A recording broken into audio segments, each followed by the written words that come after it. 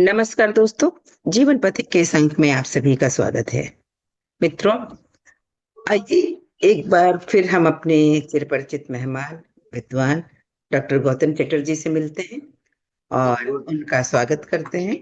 आनंद आनंद आनंद। अभिनंदन मेनका जी।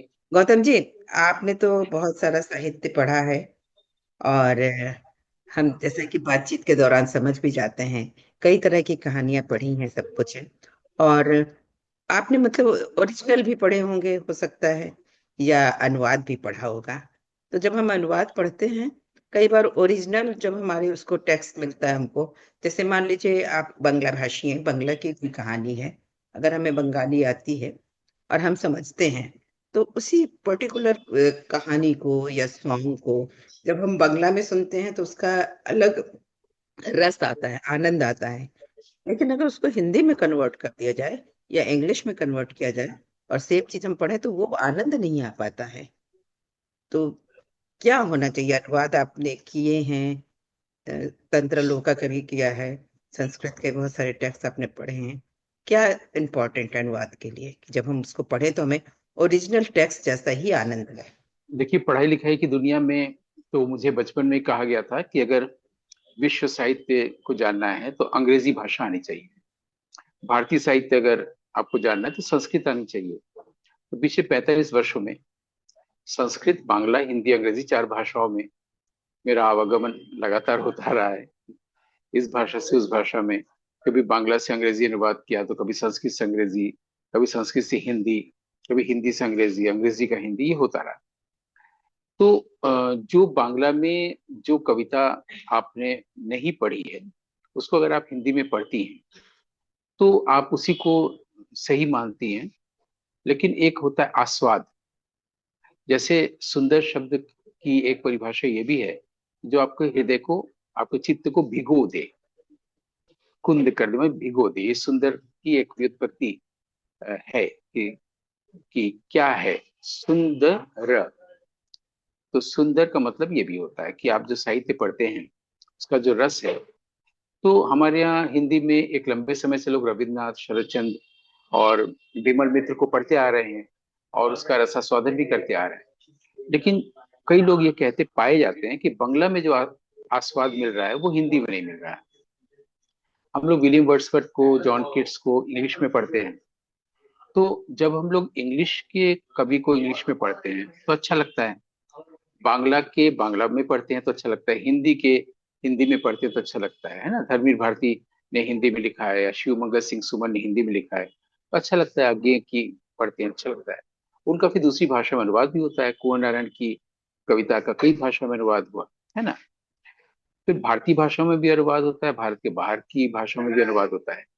होता है क्या कि जब मूल भाषा जानने के बाद जब आप अनुवाद को पढ़ते हैं तो हर बार ये शिकायत करना कि अनुवाद अच्छा नहीं हुआ है, ये भी अच्छी बात नहीं है। और अनुवाद यदि अच्छा हुआ है तो वो भी कहना चाहिए। तो अनुवाद यदि अच्छा हुआ है तो उसके बरक्स, उसके साथ साथ अगर नहीं हुआ है तो कैसे नहीं हुआ है, इस बात को बताने की जरूरत होती है, करना चाहिए। क्योंकि कई बार ऐसा भी देखा गया है कि आप बंगाली हैं, बांग्ला भाषी हैं, और बांग्ला से हिंदी में अनुवाद कर रहे हैं, हिंदी पर भी आपकी अच्छी पकड़ है, लेकिन अनुवाद अच्छा नहीं हुआ। जैसे हमारे यहाँ एक हिंदी में अनुवाद करने वाले बहुत अ, वयस्क लेखक हैं, शायद उत्पल के बैनर्जी, अगर मैं नाम से बोल रहा हूँ तो। उनको शायद पद्मश्री भी मिला है अनुवाद के लिए। तो कलकत्ता में रहते हैं। मैंने एक बार बांग्ला की प्रेम कहानियां करके किताब खरीदी किसी पुस्तक मेले में। देखिए कि बांग्ला की प्रेम कहानियों में चयन कैसा हुआ है। तो उन्होंने किया था, और पहली कहानी शंकर की थी।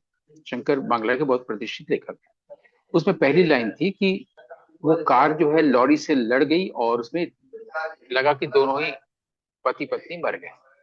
अब हिंदी में लॉरी शब्द होता ही नहीं है, ना तो बोला जाता है, ना लिखा जाता है, ना पढ़ा जाता है। वो बांग्ला भाषी है, उनको हिंदी आती है, लेकिन वो एक रॉ में अनुवाद कर गए और लिख गए कि लॉरी से टक्कर हुई कार की और कार के परखचे उड़ गए। अब उनके ध्यान में ये नहीं आया कि जब लॉरी चलता ही नहीं तब लॉरी लिखे क्यों। अब इस तरह की त्रुटियों के आधार पर आगे बढ़े तो कई बार तो बहुत ही जिसको भयंकर कहें वो आ जाता है।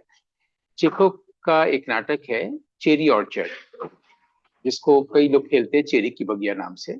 इसका अनुवाद हिंदी के बहुत बड़े साहित्यकार ने किया, राजेंद्र यादव ने। और उसमें उन्होंने वो सब भी लिखा है जो चेखव ने लिखा ही नहीं है। तो इस तरफ ध्यान देना चाहिए, या किसी को दिलाना चाहिए कि अंग्रेजी में बहुत अच्छी अच्छे अनुवाद है, हिंदी में भी है। उनको पढ़ के अगर आप मिलाएं और इमेज न बनाए कि जब राजेंद्र यादव कर रहे होंगे तो अच्छा ही होगा, ऐसा न बनाए, तो लाइन बाय लाइन आपको लग जाएगा कि क्या है क्या नहीं है। जो चीज वहां लिखा ही नहीं गया है उन्होंने वो भी अपने मन से जोड़ दिया है। ये तो भयंकर, और वही पूरे देश में लोग उसका मंचन करते हैं। बनास में एक वो हुए हैं, विद्वान हुए हैं विश्वनाथ भट्टाचार्य, विश्वनाथ मुखर्जी और गोपीनाथ कविराज जी, एक बहुत ही शीर्षस्थ महापुरुष थे काशी के। ज्यादातर उनकी बांग्ला में लिखे उनके जो अध्यात्म साहित्य का अनुवाद उन्होंने किया है। जब मैं उनका ज्ञानगंज, मुझे कहा एक जापानीज स्कॉलर ने इसको अंग्रेजी अनुवाद कर दीजिए, हम लोग जापानीज में ट्रांसलेट करेंगे, पहले जापानीज में छापेंगे फिर आप भारत में छाप दीजिएगा। जब मैं करने गया तो मैंने देखा, मेरी एक आदत है कि मैं उस विषय में कितना काम पहले हो चुका है वो मैं देखने जाता हूँ कि हमारे सीनियर्स ने कितना किया है। मैंने विश्वनाथ मुखर्जी की हिंदी पढ़ा तो देखा कि शुरू के एक दो पैराग्राफ तो उन्होंने अनुवाद किया है, बाकी पूरी किताब ही उन्होंने अपने मन से लिख दी है। अब हिंदी भाषी लेखकों का भी ध्यान नहीं है उस तरफ, बांग्ला भाषी भी नहीं पढ़ते हैं, गोपीनाथ कविराज जी उन लोगों के बीच पढ़े जाते हैं जो अध्यात्म से जुड़े हैं, फिर इस तरफ कौन इशारा करेगा। असल में अनुवाद साहित्य का तो हो सकता है, लेकिन जो टेक्निकल टर्म्स उनका नहीं हो सकता है। ज्ञानगंज में अगर 100 शब्द है पूरी किताब में, तो 99 टेक्निकल टर्म्स हैं, और वो सूर्य विज्ञान से संबंधित है, बहुत कठिन है। जपसूत्रम वगैरह का अनुवाद मैंने इसीलिए किसी समय में मैंने पब्लिशर से कह दिया था मैं नहीं कर सकता। लेकिन ज्ञानगंज का ऐसा अनुवाद करना और समाज में पाया जाना, और गोपीनाथ कविराज की ज्यादातर किताबें हिंदी में बिकती है वही, तो प्रकाशक के लिए तो फायदा है। लेकिन इस तरह भी कोई इशारा करेगा। एक और उदाहरण दे कि हमारे यहाँ साहित्य अकेडमी ने, सरकार की अकेडमी है, और 2010-11 में जब रविन्द्रनाथ ठाकुर का 150वीं जयंती मनाई जा रही थी, तो उन्होंने पूरी रविंद्र रचनावली छाप दी, जितना कुछ था सब हिंदी में। कॉपीराइट का इशू था नहीं। मुझे बहुत दुख के साथ कहना पड़ रहा है कि बिल्कुल अनुवाद नहीं हुआ अच्छा, एकदम।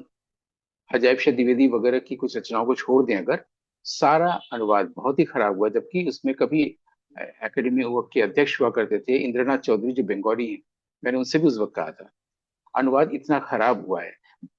ऐसे में अभी मुझे एक और चीज याद आ गई कि गालिब का जो दीवान से कुछ शेर ले करके उसका अंग्रेजी अनुवाद हुआ, मेरे पास इस तरह की चीजें इसलिए आती कि मैं देखूं कि ठीक हुआ कि नहीं। जैसे यहाँ पर पब्लिशर ने कहा था विश्वनाथ मुखर्जी वाले प्रसंग में कि गौतम जी आप मुझे मार्क कर दीजिएगा, मैं उसको सुधार लूंगा। तो मेरे पास किताबें भेजी जाती हैं, तो अभी दो किताबें आई।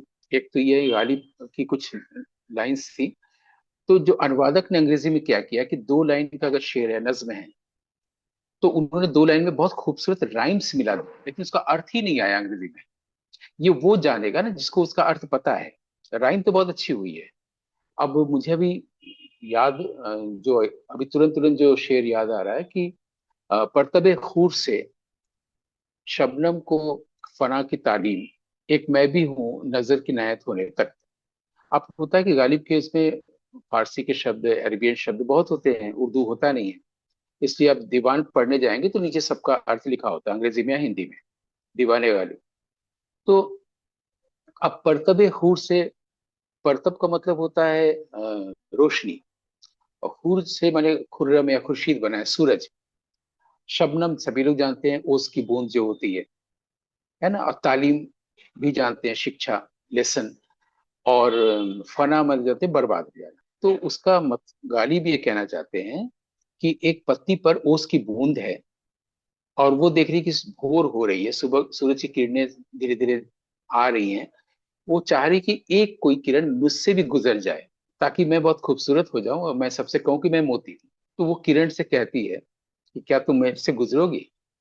किरण ये कहती है कि मैं गुजर तो सकती हूँ, लेकिन मैं सिर्फ रोशनी ही नहीं हूँ, मेरे अंदर ऊष्मा भी है। तो मैं जब तुम में प्रवेश करूं तुम भाप बन के उड़ जाओगे। तो ये तालीम शबनम को मिलती है परतवे खूर से फना होने की, यानी बर्बाद हो जाए। यानी क्या बर्बाद हो रहा है, वो बर्बाद नहीं हो रहा है, उसका ईगो बर्बाद होने की। मतलब हमें ये तालीम मिल रही है, उस छोटे से शबनम को तालीम मिल रही है कि सूरज की रोशनी से हमारा ईगो चाहे तो बिल्कुल डिस्ट्रक्शन उसका हो सकता है कि एक मैं भी हूँ, इनायत नजर इनायत हो जाए, मतलब एक मैं भी हूँ। मतलब वो गालिब कह रहे हैं कि मेरे पर भी अगर ऐसी नजर पड़ जाए, खुर्शीद की या खुर्रम की, सूरज की रोशनी की, वो जो भीतर का लाइट है, ताकि मेरा भी अहंकार, जिसको हस्ती कहते हैं, मिटती नहीं है हस्ती, हस्ती है कि मिटती नहीं हमारी, वो मेरी भी बर्बाद हो जाए, फना हो जाए, ये वो कहना चाहते हैं। अंग्रेजी में शब्द शब्द बैठा के राइम तो बना दिया गया। ये जो मीनिंग मैंने बताई, मुझे बहुत अच्छी वो नहीं है, इल्म नहीं है इसका, अरबी और फारसी शब्दों का, लेकिन फिर भी मुझे याद आया तो मैंने बताया। तो वो उसका अर्थ ही नहीं है। जो लोग उसको खरीद के पढ़ने जाएंगे, चलो अंग्रेजी में अनुवाद हो गया, पढ़ें, उनको प्रॉब्लम होगा। ऐसे ही मेरे पास अभी आई, धर्मवीर भारती ने ऑस्कर वाइल्ड की कहानियों का अनुवाद किया है, और बहुत अच्छा किया है। उसमें एक कहानी आप भी पढ़ सकती हैं, अच्छा है, पढ़ी होंगी आप तो, अंग्रेजी साहित्यिक से रही हैं। उसमें कहानी है कि स्टार चाइल्ड, तो उन्होंने तारा शिशु नाम दिया है। ये कहानी बहुत ही अच्छी कहानी है ऑस्कर वाइल्ड की। मुझे लगता है कि ये जो छोटा कोई बच्चा किसी कोई रख गया है, फेंक गया है, और उसको उठाना, ये सबसे पहले ऑस्कर वाइल्ड ने इस तरफ ध्यान दिलाया।